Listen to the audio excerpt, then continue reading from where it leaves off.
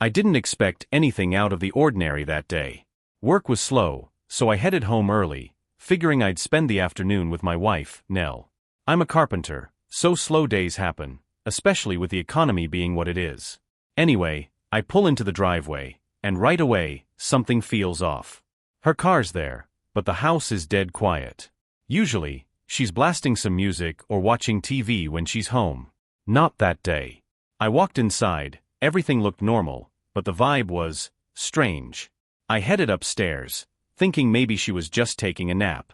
When I opened our bedroom door, the first thing I noticed was the smell, a mix of perfume and sweat. And the bed, the sheets, they had these wet spots, kinda slimy. My heart sank. I'm no fool. I knew what those spots meant. I stood there, staring at the bed, my fists clenched. I guess I was just waiting for her to explain, to tell me I was wrong, that my mind was just playing tricks on me. But deep down, I already knew. My stomach churned. It was like everything I thought I knew about my marriage, about my wife, was a lie. Nell wasn't there, so I called her. She picked up after a few rings, acting all casual, like she was out running errands or something. I couldn't hold it in. I asked her, straight up, "Who were you with?" There was a pause. Then she laughed, like I'd told her a joke. "Ron, don't be ridiculous," she said, her voice dripping with fake sweetness. But I didn't let it go. "There's something wrong with our bed, Nell. You want to tell me why?" My voice was shaking, but I wasn't backing down. That's when she got quiet. Real quiet. After a long silence, she finally admitted it. She'd been sleeping with Dr. John Clemens, of all people. A married man with kids. I couldn't believe it. My own wife, messing around with some doctor like she didn't have a family of her own. I thought she'd at least have the decency to look sorry, to feel ashamed, but no. Nell wasn't like that. She actually had the nerve to tell me she wasn't planning to stop. Said she was just having a fling, and didn't want a divorce because it had cost me too much. Can you believe that? She was trying to convince me it'd be cheaper to let her keep cheating and she'd come back to me when she was done. Like I was some kind of backup plan. I wanted to scream, but I just stood there, trying to process how the woman I married had turned into a complete stranger. I didn't even know how to respond to her. My mind was spinning, and my chest was tight.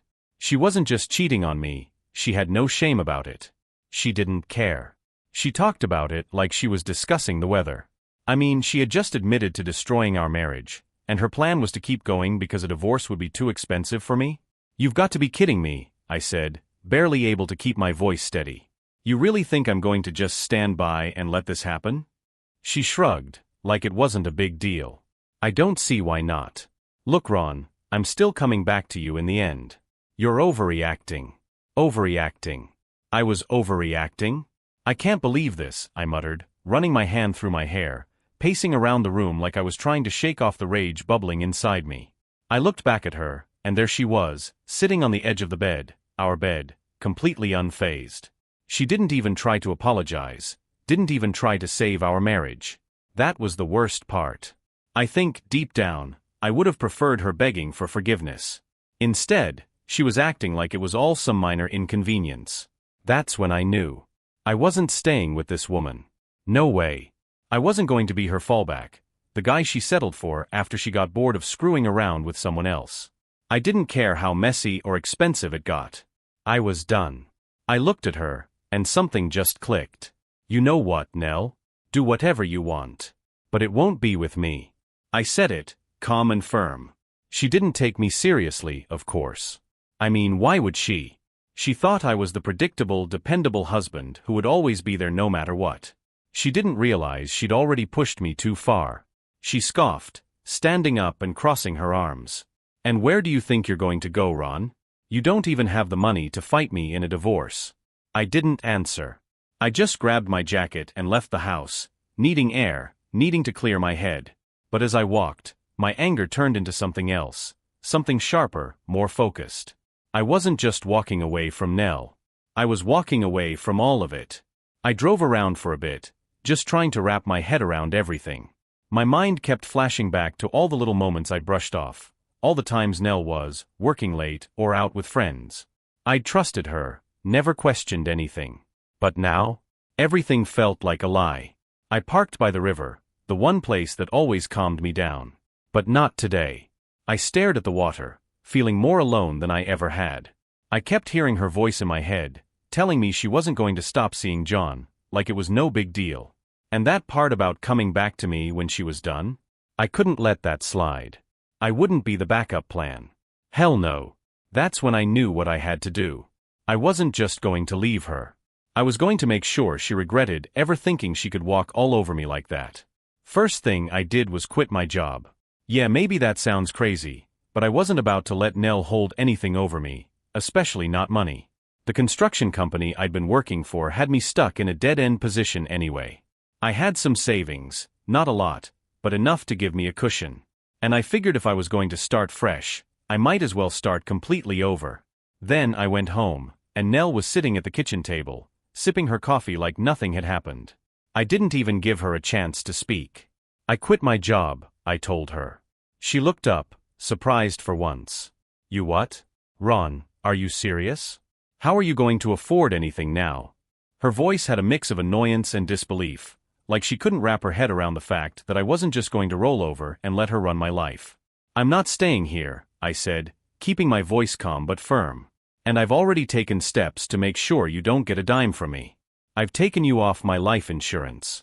Changed my will too. You're not getting anything. That's when the color drained from her face. Finally. For the first time, she seemed to realize that I wasn't messing around. You can't do that, she muttered, more to herself than to me. You wouldn't do that. I smiled, but it wasn't a friendly one. Already did. And what about the kids, she asked, trying to change the subject, like she suddenly cared about being a mom again. What are you going to do, just leave them here with me? I shook my head. If you can't afford to take care of them, they're going to live with my parents. I already talked to them about it. They're ready. Her face twisted with anger. You think you're so smart, don't you? You think you can just walk away and leave me with nothing? I stared right at her, not backing down. That's exactly what I'm doing. Nell just stood there, staring at me, her face twisted in this mix of shock and anger. It was like she couldn't believe I was serious. Maybe she thought I was bluffing, that I'd come crawling back once I realized how hard it'd be to start over. But I wasn't bluffing.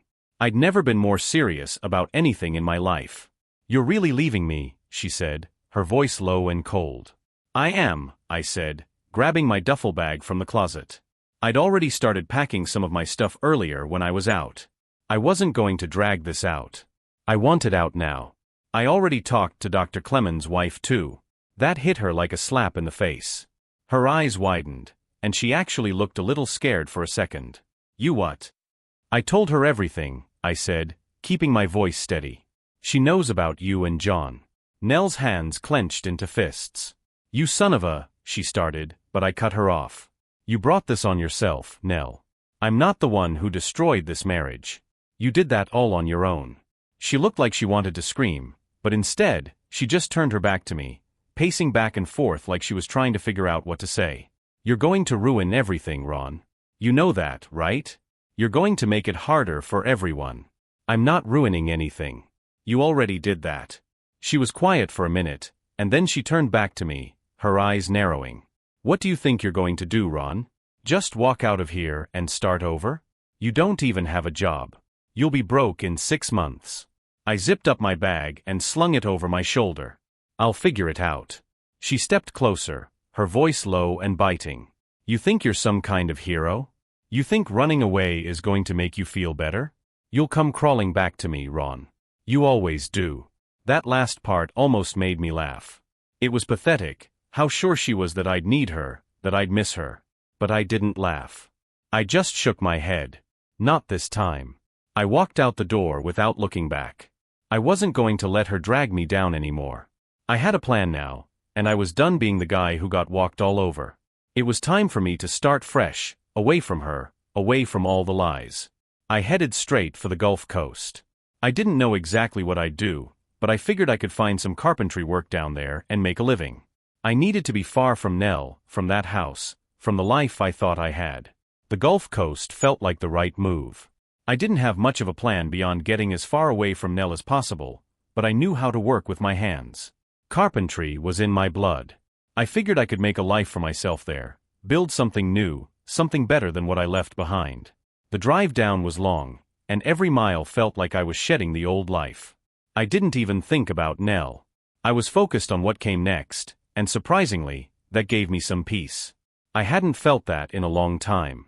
When I finally got to a small coastal town, I found a cheap place to rent, just a room above a bait shop. The guy who ran the place was an old fisherman, real gruff but decent enough. I didn't need much, just a place to sleep and somewhere to keep my tools. Within a few days, I landed a small job, fixing up a boat dock. The pay wasn't great, but it was work. And work was exactly what I needed. It kept me focused, kept me from thinking too much. I'd spend my days working with wood, hammering away, shaping things, building things that made sense, unlike the mess I'd left behind. In the evenings, I'd grab a cheap dinner at a local diner, maybe have a beer, and then head back to my room. It was simple, quiet. Nobody knew who I was. Nobody knew what I'd been through. And that was exactly what I wanted. But as much as I tried to focus on the work, there were moments when everything would hit me. Late at night, lying in that tiny room, I'd think about my kids. They were with my parents now, and I knew they were in good hands. But it still ate at me, knowing they were caught up in all this because of Nell's choices. I hadn't told them everything yet. How could I? I wasn't even sure how to explain it to myself. I thought about calling them, but every time I picked up the phone, I'd stop. What would I say? Hey kids, sorry I walked out, but your mom, well, she ruined everything? That wasn't something I was ready to dump on them. Not yet. But I knew one thing for sure, I wasn't going back. There was no way I'd let Nell think she could still have any part of my life, not after what she did. I had to stick to my plan, rebuild everything from scratch. And honestly, the work helped. As the weeks went by, I got more jobs. Word spread about my skills. People started calling me for carpentry work, small renovations, repairs. It wasn't fancy, but it was steady. And for the first time in a long time, I started feeling like I was in control of my own life again.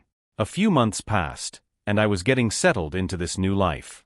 The Gulf Coast started to feel like home, or at least the kind of place where I could build one.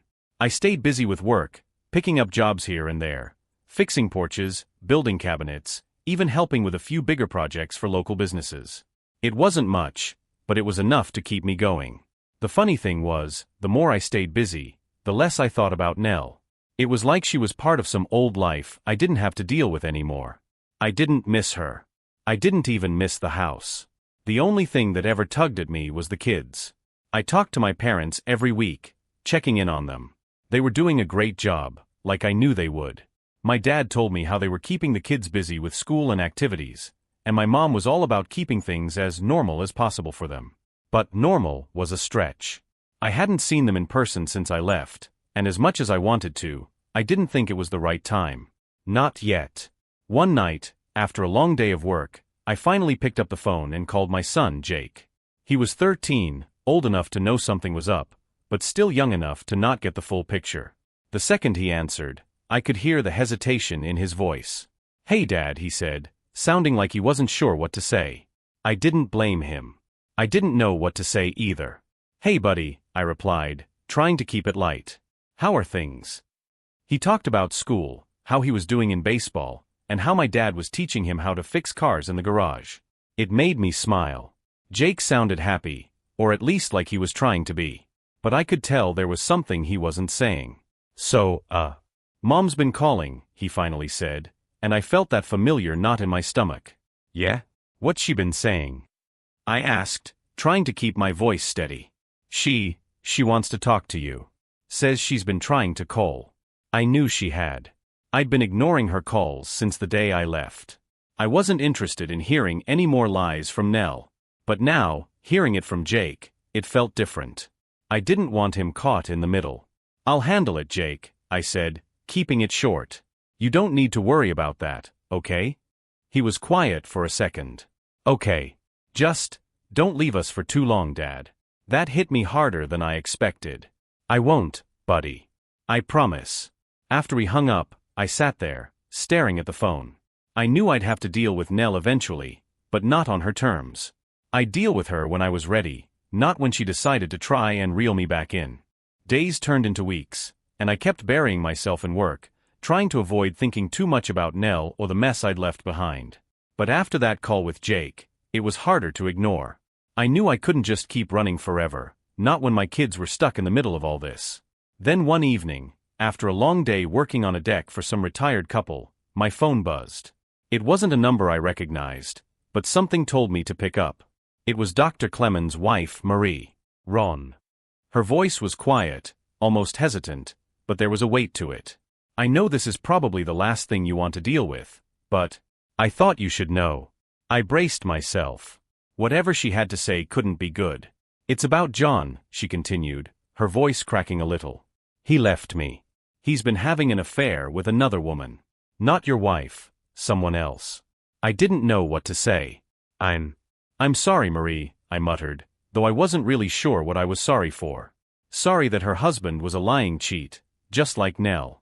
Sorry that I ever got tangled up in their mess. I found out a few days ago, she continued, and I couldn't stop thinking about how you warned me. I should have listened back then, but I didn't want to believe it. Her voice cracked again, and I could hear her trying to hold back tears. I just thought you should know. I don't know what your plans are, but I'm filing for divorce. I'm done. Hearing that from her felt like the final nail in the coffin of everything. Both our lives had been torn apart by the same man and the same kind of betrayal. I hadn't spoken to her since the day I told her about Nell and John's affair, but now here she was, another casualty of their selfishness. We talked for a little while longer, mostly her venting about John, about how she had spent years trying to hold their family together, only to find out he'd been sneaking around with someone else. It all sounded too familiar. But by the time we hung up, I felt something shift. I realized that Nell wasn't my problem anymore. Sure, she might have wrecked our marriage, but I wasn't going to let her wreck the rest of my life. Marie's call reminded me that there was life after all this, after the lies, the cheating, the betrayal. I just had to be ready to rebuild it. That night, I decided I'd stop running from the past. I'd face Nell, not because I wanted to, but because I needed to. I wasn't going back to her, but I wasn't going to let her think she had any hold over me anymore. It was time to finally cut ties and move forward. The next morning, I woke up with a sense of clarity I hadn't felt in a long time. I was done letting Nell linger in my mind, done letting her make me feel like I had something to run from. If I was going to rebuild my life, I needed to settle things once and for all. So, I called her. It rang a few times before she picked up, her voice sharp and cold. Ron, finally. I've been trying to get a hold of you. I know, I said, keeping my voice steady. I've been busy. Busy, she scoffed. Too busy to talk to the mother of your children? I almost laughed at that, but I held back. Let's cut to the chase, Nell. I'm not coming back, and I'm not playing your games anymore. Whatever you thought we had, it's over. There was a pause, and I could practically hear her brain working, trying to figure out how to manipulate the situation. So that's it? You're just walking away? You think you can just vanish? I'm not vanishing, I said. I'm moving on. You should do the same. She went silent again, but this time, there was something different in her tone when she finally spoke. Ron, the kids miss you. You can't just disappear from their lives. That hit me. It wasn't like I wanted to be away from my kids. I'd been thinking about them every single day since I left. But I also wasn't going to let Nell use them as pawns in whatever twisted game she was trying to play. I'm not disappearing from their lives, Nell. I'll always be there for them. But you and me? We're done. She must have sensed that I wasn't budging because her tone changed again. This time, she was all business. Fine. But don't think this is going to be easy. You want a divorce? You're going to have to fight for it. I almost smiled at how predictable she was. I already talked to my lawyer. We can settle this however you want, but don't think for a second that I'm backing down. You're not getting anything from me, Nell. You made your choice. I hung up before she could respond. I wasn't interested in hearing whatever nonsense she had lined up next. For the first time in months, I felt like I had control. I wasn't going to let Nell pull me back into her mess. A few hours later, I called my parents to tell them I'd be coming to visit the kids soon. It had been too long, and I owed them that. My dad was relieved to hear I was finally facing things head-on, and my mom was just happy I was coming home, even if only for a visit. The plan was simple: go see my kids, finalize the divorce, and then close that chapter of my life for good. I packed my truck and headed back to see the kids. The drive felt different this time. Less like I was running away from something, and more like I was driving towards something that actually mattered. It had been months since I'd seen Jake and Emily, and the guilt of being away from them had been eating at me. I needed to face them, to explain, to be their dad again. When I pulled up to my parents' house, I didn't even make it to the door before the kids rushed out to meet me. Jake, taller than I remembered, was trying to act cool, but I could see the relief in his eyes. Emily, on the other hand, sprinted right at me and threw her arms around my waist, squeezing me like she never wanted to let go. "Dad," she squealed, looking up at me with those big eyes that always melted my heart. "I missed you so much." I knelt down and hugged her tight. "I missed you too, Em. I'm sorry it took me so long to get back." Jake hung back a little, but I could tell he was glad I was there. "Hey bud," I said, standing up and pulling him in for a hug. He hugged me back, a little stiff, but it was enough to let me know he'd forgiven me for leaving. We spent the whole afternoon together, just the three of us. We played basketball in the driveway, threw a football around, and later, when the sun started to set, we sat on the porch eating ice cream like nothing had changed. But I knew everything had changed. I wasn't the same guy I was when I left, and neither were they. Jake asked about Nell eventually, and I kept it simple. "Your mom and I. We're not going to be together anymore," I said, keeping my voice as calm as I could. "But that doesn't change how much I love you both. I'm always going to be your dad." Jake nodded, staring at his ice cream. "I figured," he mumbled. "Mom's been weird. I mean, she doesn't really talk about it, but I knew something was off." I didn't want to drag the conversation down too much, so I just said, "We'll figure it out, Jake. You don't have to worry about that." Emily stayed quiet, her little hand gripping mine. I could tell she didn't fully understand what was happening, but she trusted me. That's all I could ask for right now. After the kids went to bed, I sat down with my parents. My dad handed me a beer, and we just sat on the porch in silence for a bit, watching the stars. "You did the right thing coming back," my dad finally said, his voice low. "They needed to see you. And you needed to see them." "I know," I said. "It's just, this whole thing's been a mess." He nodded, taking a sip of his beer. "It always is. But you've got a good head on your shoulders, Ron. You'll get through this." I didn't know if he was right, but for the first time in a long while, I felt like I was on the right track. Being with the kids reminded me of what mattered. It wasn't about getting revenge on Nell anymore. It was about moving forward, about making sure my kids knew they could still count on me. The next morning, I woke up early, and my mom was already in the kitchen, making breakfast like she always did. The smell of bacon and coffee filled the air, and for a second, everything felt normal. Like before all of this. But then reality settled back in. "Morning, hon," she said, turning around with a warm smile. "You sleep okay?" "Yeah," I lied, sitting down at the table. The truth was, I barely slept. Too much on my mind. Seeing the kids had been great, but I couldn't shake the feeling that the hard part was still ahead. I hadn't seen Nell face to face since I walked out, and the thought of it was eating at me. But I knew it was time to settle things once and for all. As I sipped my coffee, I started making plans. I needed to meet with my lawyer and get the ball rolling on the divorce. I wanted it done quickly, cleanly, without dragging the kids through any more of this mess than they already had to deal with. Nell had already caused enough damage, and I wasn't going to let her keep screwing with our lives. After breakfast, I took the kids out for the day, just the three of us. We went to the park, grabbed burgers for lunch, and spent a few hours at the arcade. I hadn't seen them so happy in months. It felt good to just be their dad again, without the shadow of Nell hanging over us. But when I got back to my parents' house that evening, I saw Nell's car parked in the driveway. My stomach dropped. She must have found out I was in town and decided to confront me. I wasn't ready for this, not with the kids around. Jake saw her car too and frowned. "Mom's here." "Yeah," I said, trying to keep my voice steady. "Why don't you guys go inside? I'll talk to her." He gave me a look, like he didn't trust what was about to happen, but he nodded and took Emily by the hand, leading her inside. I watched them go, then turned to face Nell. She was leaning against the car, arms crossed, looking as smug as ever. "So you finally came back," she said, her voice sharp. "Thought you'd just sneak in and out without dealing with me?" I took a deep breath, trying to keep my temper in check. "I came to see the kids, Nell. That's all." She rolled her eyes. "Of course. Because you're such a saintly father, right? I wasn't going to let her bait me. Not this time. What do you want, Nell? What do I want? She repeated, pushing off the car and stepping closer. I want to know what the hell you think you're doing, Ron. Quitting your job, running off to God knows where, leaving me and the kids to fend for ourselves. You think you're the victim in all of this? You're pathetic. I clenched my jaw. You're the one who cheated, Nell. You're the one who wrecked this family. She laughed bitterly. Wrecked it? I didn't wreck anything. You're the one who left. I gave you a chance to stay, to work things out. Work things out. I almost laughed at how twisted her logic was. You mean let you keep cheating on me while I pretended everything was fine? She stepped even closer, her face inches from mine, her voice low and venomous. You're not going to win this, Ron. You think you can just walk away and leave me with nothing? Think again.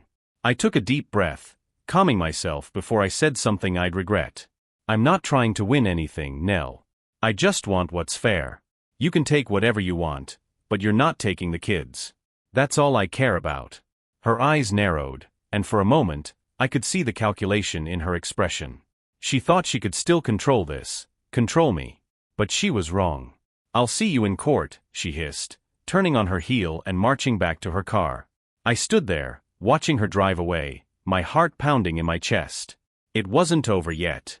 Not by a long shot. After Nell drove off, I stood in the driveway for a while, just trying to calm down. It took everything in me not to snap at her right then and there. She was trying to push all the right buttons, like she always did, but I wasn't going to let her drag me back into her twisted game. When I finally went inside, Jake was sitting at the kitchen table, clearly worried. Everything okay, Dad? I forced a smile. Yeah, bud. Everything's fine. Your mom and I just needed to talk. He didn't look convinced, but he nodded. Okay. The next few days were quiet. I spent as much time with the kids as I could, knowing that once the divorce got rolling, things might get messy. My lawyer told me Nell was going to fight hard, especially when it came to money and custody. But I wasn't about to let her win. Not when it came to the kids. A week later, I had to head back to the Gulf Coast to sort out some work stuff, but I promised the kids I'd be back soon. They seemed to understand, but I could see the worry in their eyes, especially Jake. He was growing up fast, and I hated that all of this was falling on him. When I got back to the coast, life fell into a rhythm again. Work was steady, and I kept busy, but I could feel the storm brewing. Every time I checked my phone, there were messages from my lawyer, updates on the divorce, and more crap from Nell's side. She was going after everything, my savings, the house, even some of my tools, as if that'd break me. But the worst part was the fight for custody. She wanted the kids full-time, claiming I wasn't stable enough to care for them. She brought up how I'd quit my job and moved away, trying to paint me as some deadbeat. It pissed me off, but I wasn't going to let her get away with it. One night, after a long day of work, I got a call from my lawyer. Ron, we need to talk, he said, his tone serious. Nell's pushing for a court date. She's trying to expedite things. I sighed, leaning against the counter. What's her angle? She's claiming the kids need stability, that you're unreliable because of your move and your job situation. She's going to try to paint you as an absentee father. I clenched my fist. She's the one who cheated, who blew up this family, and now she's trying to make me the bad guy? I know it's frustrating, but we need to be smart about this, he said. We've got evidence on our side. Your parents can testify that you've been involved with the kids, and we've got proof that you've been sending support. I took a deep breath, trying to calm down. What do I need to do? We need you to come back for the hearing, he said. It's set for next month. In the meantime, just keep doing what you're doing. Stay in touch with the kids, keep your head down, and let me handle Nell's nonsense. All right, I said, feeling a little more grounded. I'll be ready. After I hung up, I sat there for a while, thinking about how far things had spiraled. I wasn't just fighting for my freedom anymore. I was fighting for my kids, for the life I wanted to build for them, one without Nell's lies hanging over us. This wasn't just about ending a marriage. It was about starting something new, something better. And I wasn't going to let Nell take that from me. The weeks leading up to the court date were tense, like I was waiting for a storm to hit. Every day felt like it could be the last bit of peace before everything exploded again. I kept working, kept my head down, but no matter how hard I tried, I couldn't escape the looming reality of what was coming. It wasn't just about Nell anymore. This was about my kids, my future, and the life I was trying to build without her. I stayed in regular contact with Jake and Emily, calling them every few days. Every time I heard their voices, I was reminded of what was at stake. Jake was growing up fast, stepping into this role of being the older brother, and it made me proud. He was doing his best to be strong, but I could hear the weight in his voice. He was trying to be tough, but I knew he was struggling with all this, just like I was. Emily, on the other hand, was still young enough to not fully understand everything, but she could sense the tension. Every time we talked, she'd ask when I was coming home for good. "I miss you, Daddy," she'd say, her little voice so full of hope, and it tore me up inside. I wanted to be there for them, but I knew I couldn't come back until this was all settled. Finally, the court date arrived. I drove back to town the night before, staying at my parents' place. My mom made me dinner, but I could barely eat. I just sat at the table, staring at my plate, trying to focus on what I had to do the next day. My dad didn't say much. He knew this wasn't something words could fix, but he gave me a pat on the back before bed, like he always did when I was a kid. It was his way of telling me he believed in me. I barely slept that night. My mind was racing, thinking about everything that could go wrong. Nell was ruthless when it came to getting what she wanted, and I knew she wouldn't go down without a fight. Her lawyer was a real piece of work too, some hotshot who probably made a career out of painting good men like me as the bad guy. But I had to believe the truth would come out. I had to believe I'd done enough. The next morning, I put on my best shirt, took a deep breath, and walked into that courthouse. My heart was pounding, but I kept my head high. I wasn't just fighting for me. I was fighting for my kids, for the chance to be their dad without Nell trying to manipulate the situation.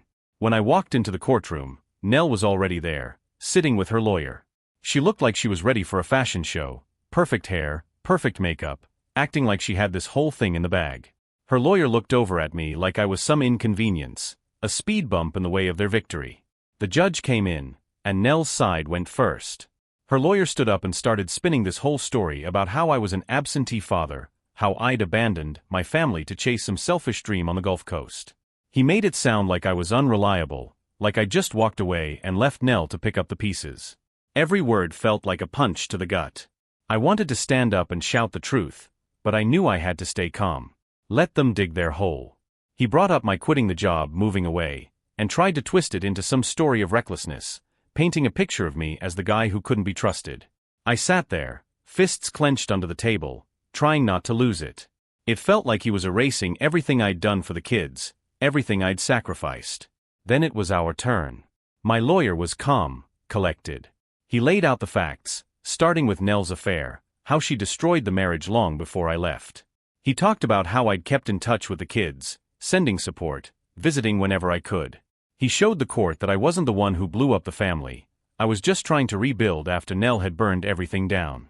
He called my parents to the stand, and they testified about how involved I was with the kids, how I'd been there every step of the way, even from a distance. They talked about how I'd made sure Jake and Emily were cared for, how I'd been a constant presence in their lives, no matter how much Nell tried to twist the truth. Then came the moment I'd been waiting for. Nell took the stand. My lawyer didn't waste any time. He asked her directly about the affair with Dr. Clemens. She tried to dodge the question, acting like it wasn't relevant, like it didn't matter. But the judge wasn't having it. He made her answer, and when she finally admitted to it, I could see her perfect image start to crumble.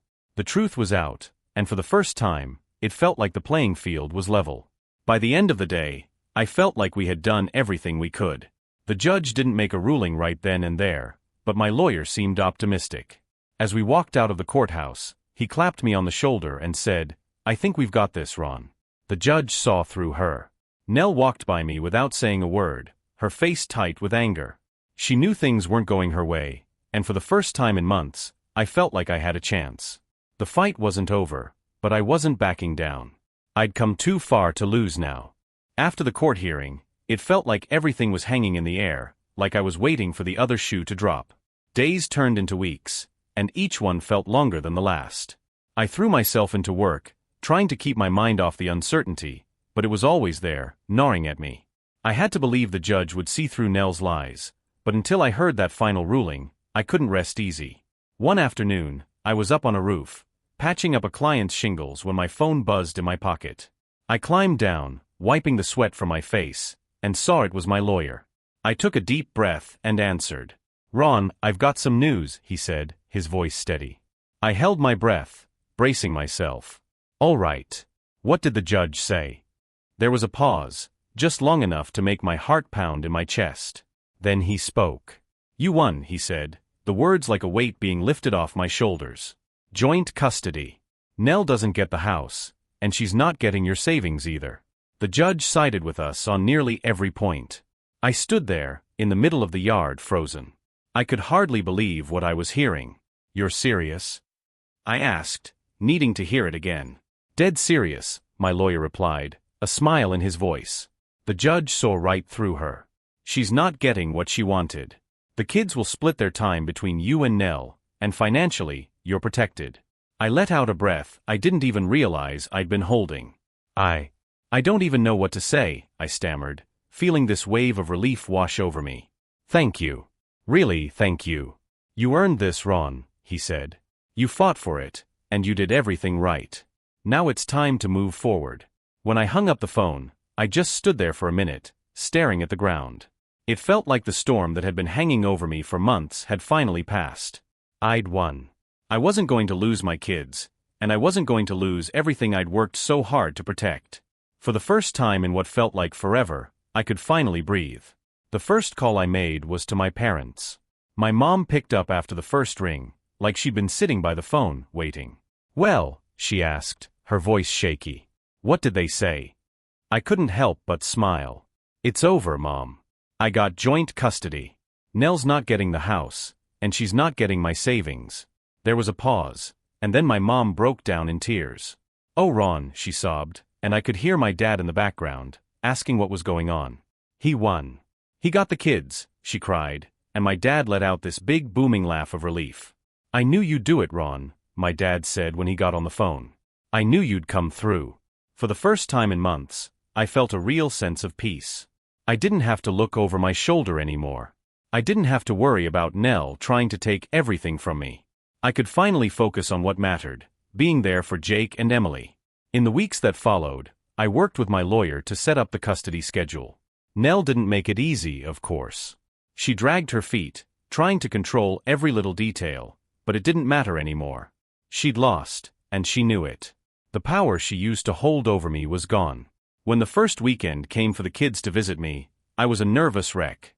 I hadn't seen them in person since the hearing, and I wasn't sure how things would go. Would they be mad at me? Would they feel caught in the middle of this mess? I had no idea what to expect. But when Jake and Emily arrived, all those worries disappeared. Emily ran right into my arms, laughing and squealing like she hadn't seen me in years. Jake tried to act cool, like always, but I could see the smile tugging at the corners of his mouth. He gave me a quick hug, and that was enough to tell me that things were going to be okay. We spent the weekend at the beach, something I'd promised them we'd do. We built sandcastles, played in the water, and ate way too much ice cream. Emily's laughter filled the air, and Jake, who had been so serious and quiet over the past few months, finally started to let go. He joked around, splashing water at me and challenging me to races along the shore. For the first time in a long time, I felt like I had my son back. That night, after I'd tucked them into bed, I sat on the porch, watching the waves roll in under the moonlight. I thought about everything that had happened, about how close I'd come to losing it all. There were moments when I thought I'd never get out from under Nell's thumb, moments when I thought I'd never be able to start over. But here I was, sitting on my porch, listening to my kids sleep inside the house I'd built for myself. I'd made it. This wasn't the life I'd planned, and it sure as hell hadn't been easy, but it was mine. And for the first time in months, I felt like I could look toward the future without fear, without wondering what Nell was going to try next. I had my kids. I had my freedom. And I wasn't going to let anyone take that away from me again. The divorce was finalized. The fight was over. Now it was time to rebuild, not just for me, but for Jake and Emily. I owed them that much. They deserved to have a father who was present, who wasn't tied up in all the drama and lies. I wasn't going to let them down. Nell could keep doing whatever she wanted, but it wasn't going to affect me anymore. I'd closed that chapter of my life, and now I was ready to move forward, to build something better. The past was behind me. The future was wide open. Life started to settle into a routine after the divorce. The kids split their time between me and Nell, and while the back and forth wasn't easy, we made it work. Whenever Jake and Emily were with me, I focused on giving them a sense of stability. We spent our weekends at the beach, grilling in the backyard, or just hanging out watching movies. It wasn't fancy, but it was the kind of life that felt normal, something we all needed after the chaos of the past year. Work was steady, too. Word had spread about my carpentry skills, and I had enough jobs lined up to keep me busy. For the first time in a long time, I felt like I was in control of my life again. I wasn't just getting by, I was moving forward. But Nell? She wasn't completely out of the picture. She'd call now and then, mostly about money or something to do with the kids. I kept those conversations short. I'd learned my lesson about getting sucked into her drama. I thought I was finally free of her nonsense until I got a call from her boss. He said Nell hadn't been showing up to work and wasn't returning calls. "You wouldn't happen to know what's going on, would you?" he asked, like I was supposed to keep tabs on her now. I didn't have an answer. I hadn't spoken to her in weeks. That night, I called Jake, just to check in. When I asked if everything was all right at their mom's place, he hesitated. "Mom's been different," he said quietly. "She stays in her room a lot. Doesn't really talk to us much." That hit me harder than I expected. Nell had always been distant in her own way, but this sounded worse. Still, I didn't want to drag the kids through more of her issues, so I told Jake, "If anything feels off, you call me, okay?" He nodded, but I could tell he was carrying more than he was letting on. A few weeks later, Jake and Emily came to stay with me for the summer. We had a good time, days at the beach, barbecues, and lazy evenings playing board games. But Jake was quieter than usual. One night, after Emily had gone to bed, I sat down with him on the porch. "You all right, buddy?" I asked. He shrugged. "Mom's been talking about selling the house." "Selling the house? Why?" "She said she can't afford it anymore." That stopped me cold. I knew she wasn't getting much from me in the divorce, but I didn't realize things had gotten that bad. I wasn't sure what to say, but I promised him, "No matter what happens, you'll always have a place with me. You know that, right?" He nodded, but I could tell he was still worried. So was I. It was clear Nell's life was unraveling, but my priority was keeping Jake and Emily safe, no matter what. 7 years passed before I fully understood how far I'd come. I kept my head down, working hard and raising my kids. Jake and Emily grew into strong, responsible young adults, thanks in large part to my parents, who stepped up in ways I could never thank them enough for. They made sure the kids had a solid foundation when things between me and Nell were still up in the air. Nell? Well, her life took a nosedive. I heard bits and pieces from people in town. She lost her job, had to sell the house, and ended up moving into a small apartment. The kids still saw her, but even they could tell things had changed. Jake barely talked about her anymore, and Emily, while still compassionate, started to see through her mother's manipulations. It was hard watching them figure that out, but I knew it was inevitable. Then one day, out of the blue, I got a call from Jake, who was now in college. "Hey Dad, I'm coming down with Emily for the weekend. We thought we'd surprise you," he said. Hearing his voice, so grown up and sure of himself, made me proud beyond words. That weekend was like a reunion of sorts. We spent the whole time reminiscing, laughing, and catching up. The kids had turned into everything I'd hoped they'd be: kind, independent, and smart. I couldn't have asked for more. But then, as we were out shopping, something happened. We walked into a local grocery store, just picking up some things for dinner, when I saw her, Nell. She was standing at the cash register, working as a cashier. She looked rough, like life had taken a toll on her, her face drawn and her eyes tired. She didn't notice me at first, but when she did, she froze. I watched her face drain of color. She stared at me, then at Jake and Emily, her expression shifting from shock to something I couldn't quite place, fear maybe or regret. And then, right there in the middle of the store, Nell fainted. The cashier beside her rushed to her side, and people around us started whispering. Jake and Emily looked at me, confused, but I just shook my head, not wanting to make a scene. "Come on," I said quietly, steering them away. "Let's go." As we walked out, I couldn't help but feel nothing. There was no anger left, no satisfaction in seeing her fall apart. She'd made her choices, and now she was living with the consequences. But that was her life, not mine anymore. We drove home in silence, the kids sensing something had shifted. And maybe it had. Seeing Nell like that was the final chapter of a story I thought I'd finished a long time ago. But as we sat around the dinner table that night, laughing and talking like old times, I realized something. I had won. Not in some bitter, vengeful way, but by living a life that wasn't defined by what she'd done to me. I'd moved on. I had my kids, my work, and a future that was mine to shape. And that was all I needed.